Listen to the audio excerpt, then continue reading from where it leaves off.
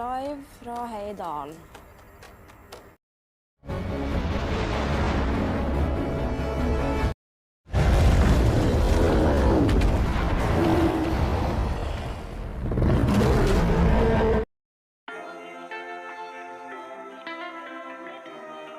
Hey, selamat datang di Young Movie Channel. Apa kabar kalian semua para pejuang rupiah? Semoga kalian baik-baik saja. Nah, tambah banyak congor lagi, mari kita langsung saja ke videonya.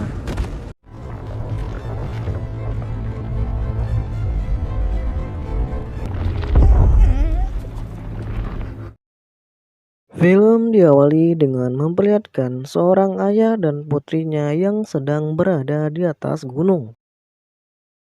Si ayah yang bernama Tobias dan anaknya Nora. Mereka sedang membicarakan tentang dongeng mengenai troll. Si ayah mengatakan bahwa troll itu nyata dan bukanlah hanya dongeng semata. Si ayah pun menyuruh anaknya melihat ke arah sebuah gunung dengan kepercayaan di dalam hatinya. Saat anak itu melakukannya, si anak pun kaget melihat gunung-gunung itu ternyata hidup.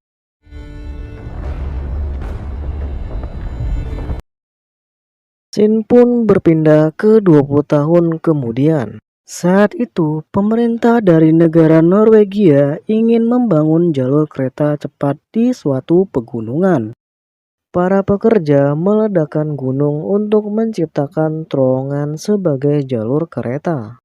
Saat para pekerja masuk kembali ke terowongan yang telah mereka ledakan, lalu tak lama ada guncangan yang terjadi.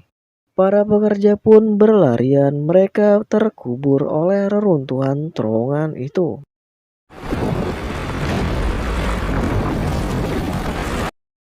Scene pun berpindah ke Nora yang sudah dewasa. Nora adalah seorang profesor paleontologi, yaitu ahli mengenai fosil. Nora pun sedang menggali tanah di tepi laut, dan dia menemukan suatu fosil.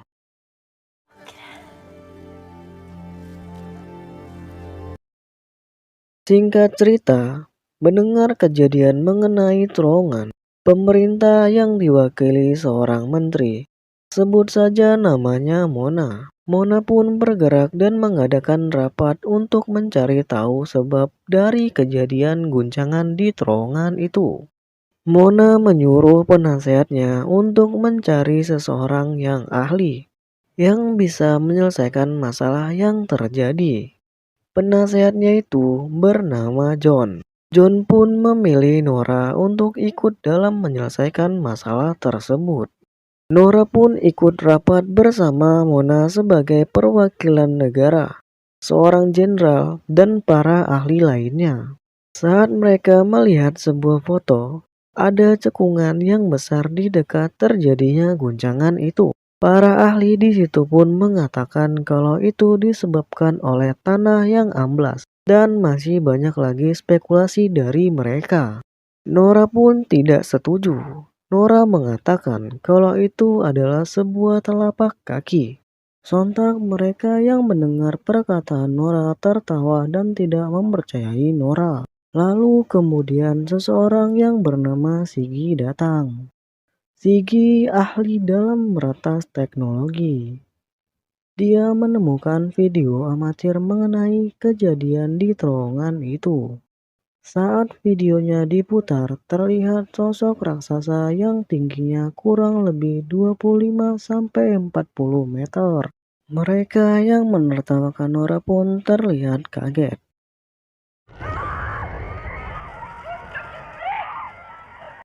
Scene pun berpindah ke suatu daerah di mana ada sebuah rumah yang rusak parah, tetapi penyebabnya belum diketahui.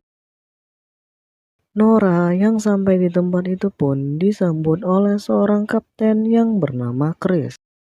Chris menjelaskan kalau dia dan anak buahnya telah menyisir ke semua tempat. Dia menemukan jejak kaki yang sangat besar. Dan jejak kaki itu tiba-tiba berhenti di 20 km di arah selatan dan menghilang. Nora pun menemui si pemilik rumah dan menanyakan beberapa hal kepada mereka. Pemilik rumah itu adalah sepasang lansia. Mereka mengatakan kepada Nora sebelum rumah mereka hancur, mereka mendengar raungan dan tiba-tiba suasana menjadi gelap seperti tertutup oleh bayangan. Dan bayangan itu seperti gunung yang berjalan. Nora yang mendengar hal itu pun pergi bersama John dan Chris karena ingin memastikan ke tempat jejak terakhir itu ditemukan. Sampainya di lokasi jejak terakhir itu ditemukan, Nora tidak menemukan apa-apa selain jejak kaki. Nora tidak percaya kalau makhluk sebesar itu bisa menghilang begitu saja. Nora berspekulasi kalau makhluk itu bisa berkamuflase. Karena tidak menemukan apa-apa lagi dan tidak punya petunjuk, Nora pun memutuskan pergi ke suatu tempat. Tempat di mana ayahnya berada. Sampainya di tempat ayahnya berada, Nora bertanya tentang makhluk itu. Lalu ayahnya mengatakan kalau makhluk itu adalah troll. Nora yang mendengarnya pun tidak percaya. Dia mengatakan kalau troll itu hanyalah dongeng. Singkat cerita, ayahnya pun membantu Nora untuk menemukan makhluk itu. Mereka ke tempat jejak terakhir itu lagi. Tak lama Nora dan ayahnya sedang mencari tahu kemana sebenarnya makhluk itu menghilang. Tiba-tiba, batu di belakang mereka bergerak dan muncullah raksasa batu. Nora dan ayahnya pun lari dan naik ke helikopter.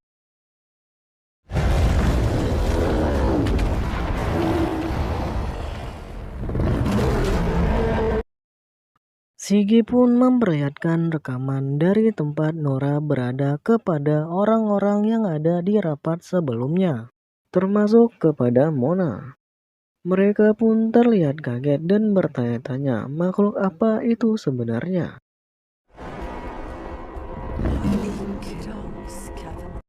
Singkat cerita, Mona pun memerintahkan pasukan khusus untuk membunuh makhluk itu.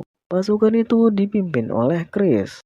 Nora, ayahnya, dan John pun meminta kepada Chris agar mereka ikut juga.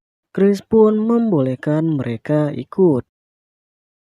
Sampainya di lokasi, Chris dan pasukannya pun bersiap-siap untuk menyerang makhluk itu bila makhluk itu muncul. Tak lama menunggu, makhluk itu pun muncul. Chris memerintahkan pasukannya untuk menyerang makhluk itu. Sayangnya, tidak ada serangan yang berefek terhadap makhluk itu. Pasukan Chris pun dibantai oleh makhluk itu. Nora dan yang lainnya pun lari menyelamatkan diri dari makhluk itu. Ayah Nora yang mencoba menenangkan makhluk itu pun tewas karena tidak sengaja kena hantaman makhluk itu.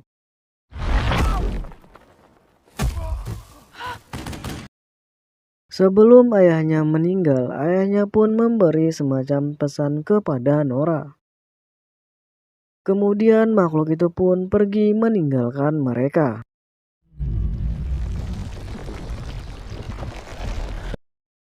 Mengetahui serangan yang dilakukan pasukan khusus itu gagal, Mona pun kehabisan akal. Dia tidak tahu harus bagaimana untuk menghentikan makhluk itu. Nora pun meminta kepada Mona untuk mengikuti caranya untuk menghentikan makhluk itu. Dan Mona pun setuju dengan Nora. Sin pun berpindah ke makhluk itu yang muncul ke tempat keramaian.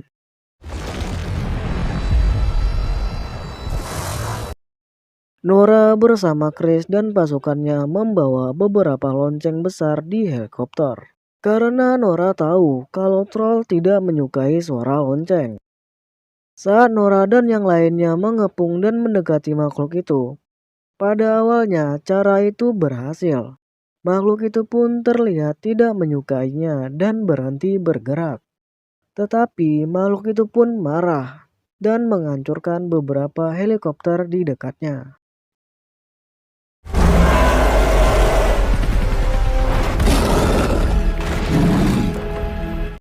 Cara yang Nora usulkan pun tidak berhasil. Nora pun kembali ke markas tempat Perdana Menteri Mona berada. Mona pun meminta Nora untuk pergi dan dia tidak membutuhkan Nora lagi. Nora pun pergi dari markas itu bersama John. Waar is die chef? Mona yang menanyakan kepada jenderal dan seorang pria di situ apakah ada cara yang bisa untuk membunuh makhluk itu. Lalu seorang pria, sebut saja namanya Tony. Tony menyarankan menggunakan sebuah rudal yang bahkan bisa menghancurkan sebuah kota. Jenderal terlihat tidak setuju dengan keputusan itu. Tetapi karena Mona yang memerintahkan, si jenderal pun tidak bisa apa-apa. Mona pun membuat siaran langsung dan menyampaikan mengenai hal yang terjadi. Dia mengatakan kalau hal yang sedang terjadi sedang diatasi, dan dia sedang mengusahakan hal yang terbaik untuk menyelesaikan masalah tersebut. Mona pun menyuruh untuk mengevakuasi penduduk kota Oslo, karena akan dilakukan pengeboman di kota itu. Vi har vært medmennesker. Singkat cerita, makhluk itu pun sudah ada di kota Oslo. Para militer yang mencoba menghentikan makhluk itu pun dibantai oleh makhluk itu. Melihat hal itu, Mona menyuruh jenderal dan si Tony untuk melakukan serangan dengan rudal tersebut. Scene pun berpindah ke Nora. Nora yang lagi di perjalanan bersama John. Kemudian Nora teringat pesan sebelum ayahnya meninggal. Ayahnya itu memberi pesan tentang istana, raja, dan rumah. Nora pun menyuruh John untuk ke istana tempat seorang raja tinggal. Sampainya di tempat itu, Nora dan John disambut oleh seorang raja. Dan mereka diperlihatkan banyak fosil-fosil troll yang dibantai di situ. Tak lama melihat-lihat, Nora pun punya ide untuk menghentikan makhluk itu yang sedang mengamuk di kota Oslo.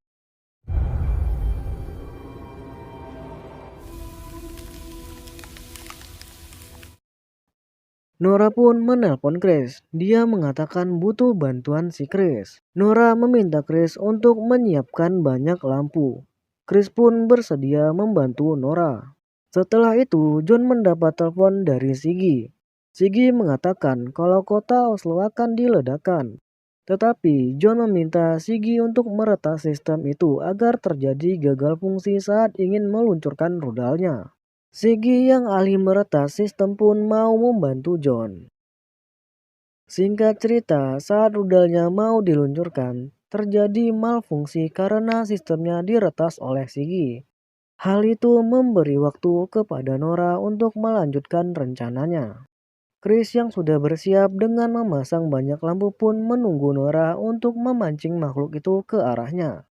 Nora dan John pun memancing makhluk itu dengan meletakkan tengkorak kepala troll di belakang mobil yang mereka naiki. Melihat tengkorak itu, makhluk itu pun mengejar Nora. Nora pun melaju dengan cepat dengan mobil itu.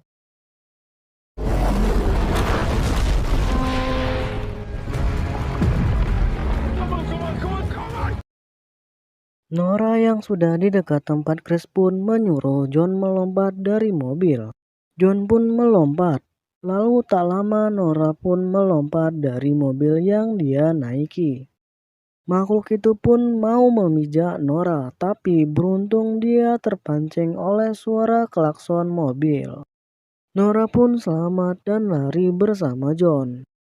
Chris pun langsung menyalakan lampu-lampu yang sebelumnya telah dia pasang. Makhluk itu pun berhenti dan kesakitan karena terkena cahaya lampu yang begitu terang. Makhluk itu atau troll takut dengan cahaya terang. Jika terkena sinar matahari langsung, troll akan mati dan menjadi batu.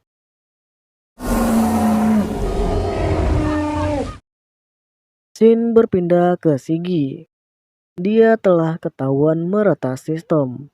Jenderal dan Tony pun melanjutkan misi meluncurkan rudal ke arah makhluk itu. Tetapi awak pesawat melihat ada orang di bawah dan meminta membatalkan misi. Jenderal pun membatalkan misinya. Si Tony yang ngotot tetap menyuruh meluncurkan rudalnya pun langsung ditampol oleh Sigi dan misi pun dibatalkan. Singkat cerita, Nora yang melihat makhluk itu kesakitan, Nora tidak tega. Nora mematikan lampu-lampu itu dan menyuruh makhluk itu pergi menjauh dari kota. Tetapi tak lama sinar matahari pun muncul. Makhluk itu pun terkena sinar matahari dan makhluk itu mati serta berubah menjadi bongkahan batu yang berukuran besar. Dan film pun diakhiri dengan orang-orang yang ada di markas datang ke lokasi tersebut, termasuk si Mona. Mona pun berterima kasih kepada Nora, dan lalu Nora pun pergi meninggalkan tempat kejadian itu.